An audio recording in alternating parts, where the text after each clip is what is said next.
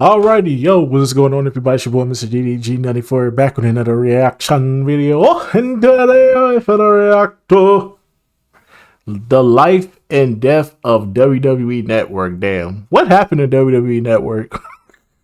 That shit was trash. I've dabbled in that shit like twice in my lifetime. I did the free trial, canceled the subscription, and then I bought it again just to watch WrestleMania a couple of times. No, I bought it to watch WrestleMania a couple of times because I didn't feel like going through the free websites that I know. I know a couple of free websites. I'm gonna tell you right now, it's best to go through the free websites because WWE network ain't worth it, bro. They should be lagging, bro. Y'all think the Jake Paul and Mike Tyson fight on Netflix was bad? Y'all ain't never seen WWE Network pay-per-views then. Them shits used to be terrible. But but anyway, though. Anywho, the times I spent on WWE Network, I can tell you right now, it's not worth it because you can literally watch matches from the past and the present on YouTube for free. So why would I pay for a subscription to watch No, absolutely not. No.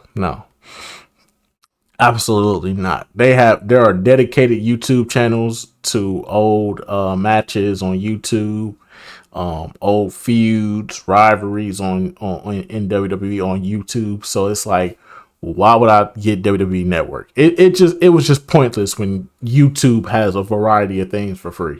So yeah. But yeah, man, the WWE Network never really had anything to offer anyways. Besides this one like cartoon show called, I think it's called WWE Camp or something like that. Camp WWE, something like that. That was probably like the only thing they had on there that was like worth a damn.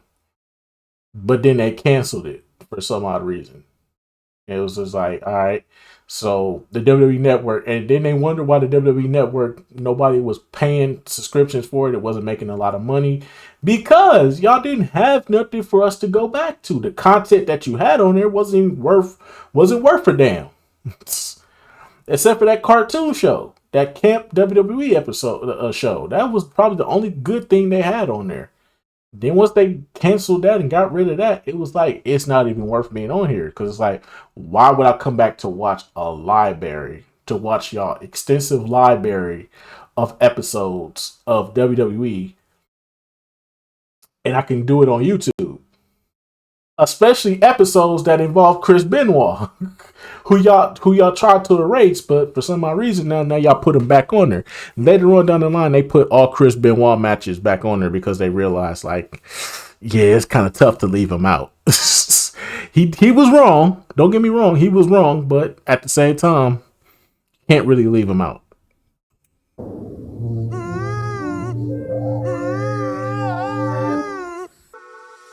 How's it going, guys? My name is Lewis, and welcome back to Discontinued Nostalgia, a series that dives into the past for your edutainment purposes. Today, we're talking about a service that'll soon be behind us, the WWE Network. Beginning in 2025, the network will kick off the Netflix era. No, that doesn't mean we're getting serialized Netflix series, although that doesn't sound too far-fetched. Instead, this new deal with Netflix gives the streaming giant exclusive international rights to all WWE weekly shows, premium live events, original series, and upcoming projects. No, it just gives them the rights to Raw and pay-per-views. That's all they get. Raw and pay-per-views. I think Peacock is still gonna get pay-per-views. Pause, no diddy. Pause. But I think Peacock is still gonna get pay-per-views for the moment. But I think after a while they're gonna get rid of Peacock for Netflix. But the way how Netflix was ran last night, the way how Netflix was ran the other night for the Mike Tyson fight, Netflix, y'all gonna have to work on y'all shit, bruh, for real, before y'all start. Ain't nobody finna be watching WWE on y'all fucking bullshit, and y'all shit ain't fucking working. Because of this, many believe this marks the beginning of the end for the standalone network, closing the curtain to what was considered an important milestone for the company. Coming from me, it's insane that the WWE network is ending, because like when this thing launched in 2014, they didn't shut the fuck up about it. I vividly remember an episode of Raw where they said $9.99 an absurd amount of times. But fast forward to today, with all the streaming deals WWE has, the network has become an afterthought to the point where it's not even mentioned at all. Which leads us to today's topic. Join me as we go through episode 5 of Discontinued Nostalgia, the life and death of the WWE Network.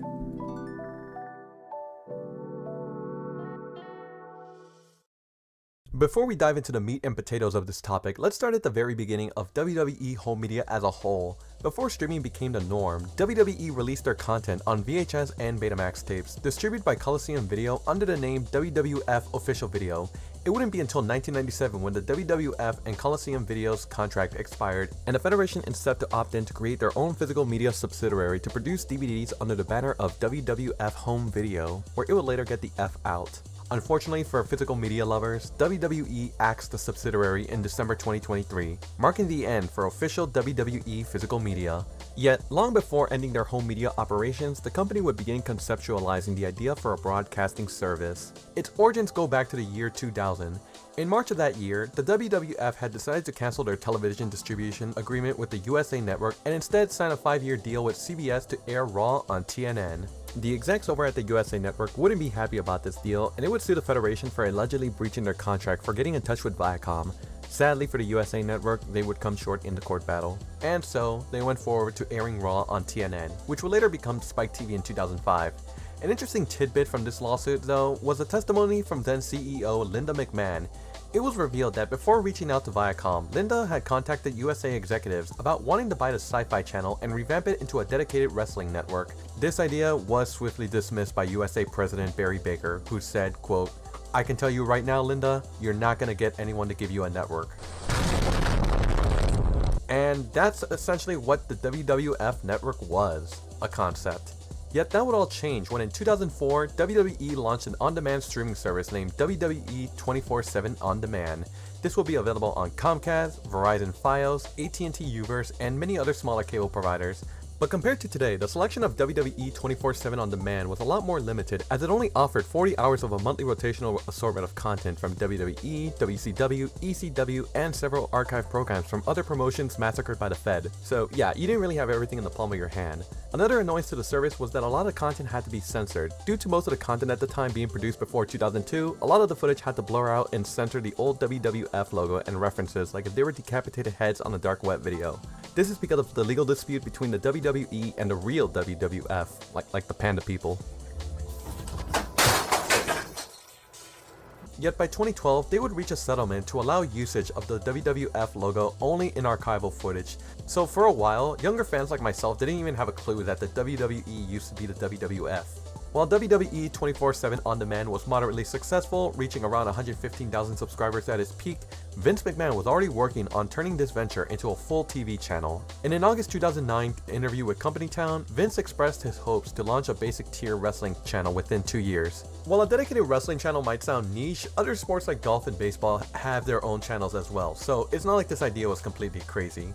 Just 2 years after that interview, on a September 2011 episode of Raw, the first teaser trailer for the WWE Network would premiere, and was advertised for a 2012 release date. This will also mark the first appearance of the current WWE logo, appearing a whole 3 years before it became the company's official mark.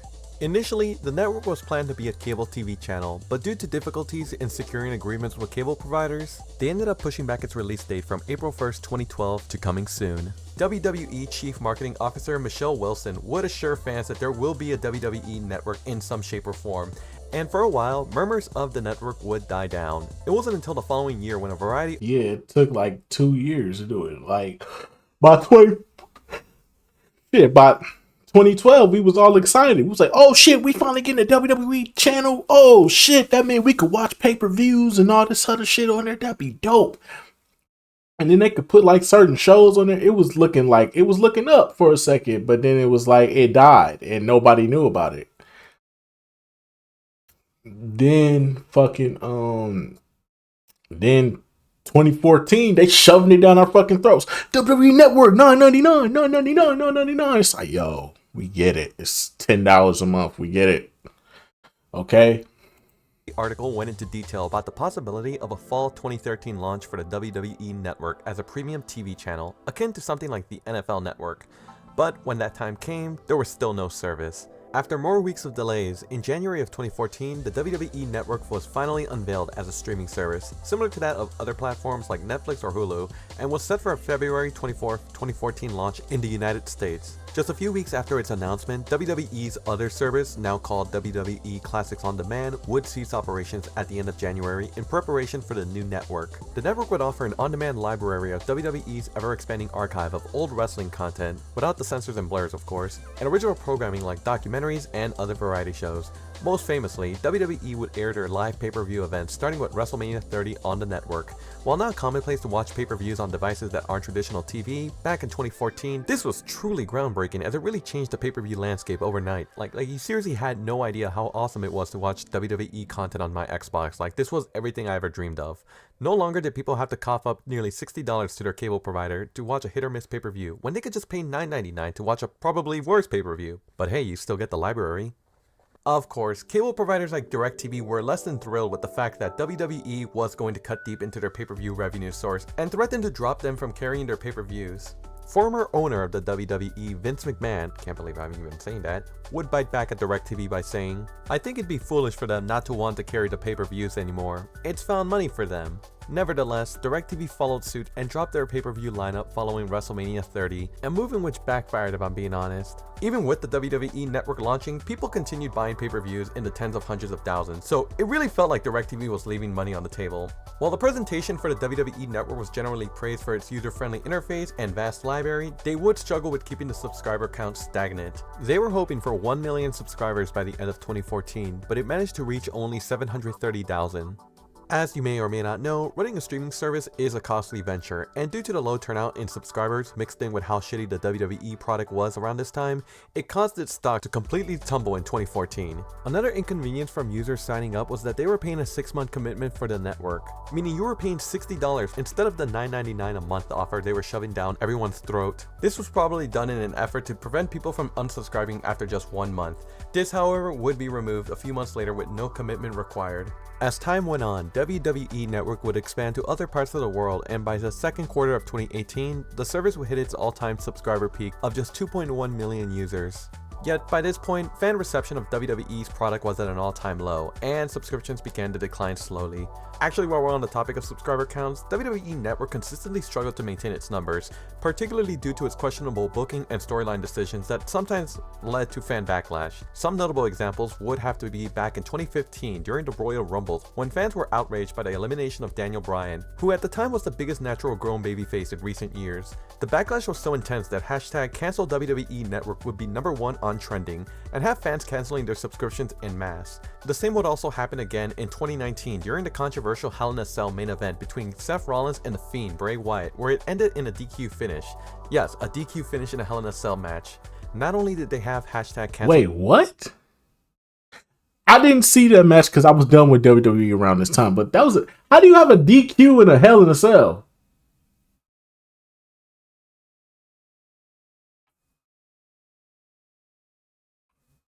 Cracker ass cracker.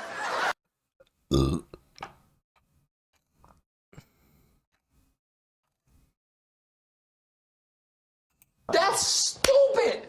Use your common sense. How do you do that? How do you do that? What the hell is going on? How do you do that in a Hell in a Cell? See, I wasn't watching WWE around this time. I didn't care for it. I only came back for the WrestleManias. Outside of the WrestleManias, I did not care. But I never knew why people hated that match. I knew everybody said that match was terrible. I didn't know why. Now I know why. How do you do that? WWE Network trending, but fans will also start chanting AEW in the arena. Oh, take me back to those days. To try to stop the drop in subscribers, WWE implemented changes to entice more users, such as improving the UI of the app and introducing a tiered system, which included a free tier with access to select programs. But these efforts were short-lived once they hit the jackpot. In January of 2021, WWE struck a $1 billion deal with NBC Universal, making Peacock the exclusive home for WWE programming in the United States and rendering the standalone network obsolete as of March 18th. This partnership would also dramatically lower the price of watching pay-per-views, which had now been rebranded to premium live events to just $4.99, a 90% decrease from what prices were 15 years ago at that time. This also gave WWE much greater exposure. With over 30 million paid subscribers, Peacock far surpassed WWE Network's subscriber base of fewer than 2 million. In hindsight, this transition arguably helped revitalize WWE's popularity by making its content more accessible to a broader audience. And fast forward to 2024, you can see this move has made the product more popular. Whether the content is really good or not is up for debate, but you can't deny it benefited both parties. Unfortunately for Peacock, the relationship between them and WWE wouldn't last long, as by the beginning of 2024, Netflix would announce that they had become the new international rights owner for WWE programming starting in 2025. Valued at an insane $5 billion, this deal is estimated to last around 10 years, putting WWE on a much larger global platform, which to me just seems like the end of the road for the original network. Although WWE hasn't made an official statement about the network's future, many journalists in the wrestling industry like Dave Meltzer have kind of just confirmed this as a fact, so yeah, it's safe to say that its days are numbered. It's pretty insane how the network is going defunct after 11 years. I really remember using this service a lot, especially for high school. Just watching every pay-per-view was a dream come true. Along with shows like Swerved, Camp WWE, Too Hot for TV, I mean those were pretty interesting shows to watch at the time. I mean they'll probably be now on Netflix, so it's not like they're gone forever, but still it's pretty sad to see the original platform go. It kind of makes me feel a little bit old too. Anyways, that was the life and death of the WWE Network. Thank you so much for making it to the end of this video. If you like what you Yeah, whatever. But anyway, so that's just gonna about do it for this one. Hey man, this damn, I didn't. So it's still up right now. I thought it was gone. I could have sworn I saw somewhere where it was gone, but apparently must have heard through the grapevine. But I mean, it is what it is. They moving to Netflix. Right now, they just getting the rights to Raw and the pay-per-views. So I guess Peacock is pretty much gonna lose pretty much gonna lose their interest. Like, cause I'm pretty sure like 90%. But then again, they got the NBA for next season. So next season they gonna have the NBA, which is failing right now. The NBA is failing right now. Like nobody's watching NBA basketball right now. It's sad. It's sad too, cause it's like cause you know what it is. It's the same old shit every year. Niggas just chucking up threes. Niggas just. It's not that many exciting plays no more. It's like basketball is becoming boring. It's becoming mid now. Basketball is low key becoming mid because niggas just want to chuck up threes the whole game, and nobody plays defense. And then the score be like 140 to 130. Like I don't want to see this. I want to see basketball. I want to see but Peacock should be all right though. Pause, no diddy. But Peacock should be all right though. They should definitely be all right. They got football. They got basketball. They should be all right. WWE is finna move on to Netflix. I think Netflix got the NBA too, if I'm not mistaken. Netflix got in on the NBA too. So yeah, there's that. But yeah, man, the WWE Network just wasn't really meant. It don't have no value to it. I'm gonna just keep it a bean with y'all. It don't have no value to it. Anybody that says WWE Network has value to it outside of the pay-per-views, what value does it have? Like I said, if you want to watch matches or you want to watch pay-per-views, you can literally go on YouTube. There are YouTube channels that have damn near whole pay-per-views or matches from previous pay-per-views. The WWE channel put up pay-per-views. Like, dog, they just put the Royal Rumble up. And then a couple of weeks ago, they put WrestleMania 40 up. They put the fucking Cody Rhodes versus Roman Reigns matchup on their YouTube channel. And then they be playing like live streams of fucking pay-per-views and shit. So like they just did War Games the other day.